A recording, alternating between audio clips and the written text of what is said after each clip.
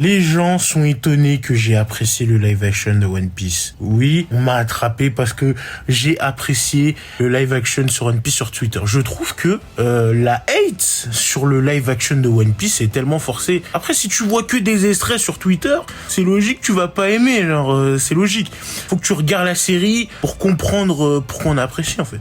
Et franchement, pour le coup, cette saison 2, bon, il y a des défauts. On dirait les personnages, c'est des cosplays, etc.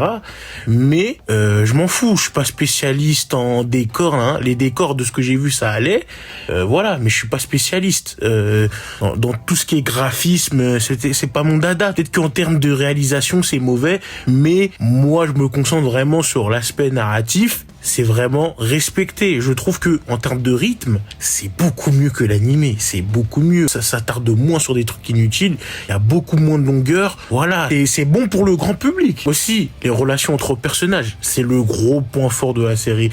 C'est vraiment les relations de personnages. Genre, c'est super bien foutu. Genre, en fait, je trouve que c'est ça qui maintient la série, quoi. C'est les relations entre personnages. Dynamisme entre l'équipage. Ma dynamisme préféré, c'est la dynamisme Zoro et Nami. Je trouve que c'est une très très bonne dynamisme. Je trouve. Et il y a plein de dynamiques aussi. Hein. J'ai bien aimé. Hein. Franchement, les relations de personnages sont très bons. Globalement, c'est ça qui fait vraiment la force de la série. Les combats, ouais, les combats de Zoro sont stylés, mais je trouve que dans les combats en général, il manque d'épique. Ne me dites pas oui, mais c'est comme ça de One Piece. Non, dans One Piece au début du manga ou l'animé, les combats ils étaient certes pas très très sérieux, mais il y avait un peu d'épique, tu vois. Là, il manque un peu d'épique dans les scènes, je trouve. Mais bon, peut-être avec la saison 3 là qui va sortir l'année prochaine avec Crocodile, il y aura plus d'épique et ça va être intéressant à voir comment ils vont faire ça Netflix. Mais ouais, globalement c'est un bon live action les gars. Je sais pas, elle sort d'où cette hate forcée. Vraiment, allez regarder, hein, c'est cool, c'est voilà, je lui mets 7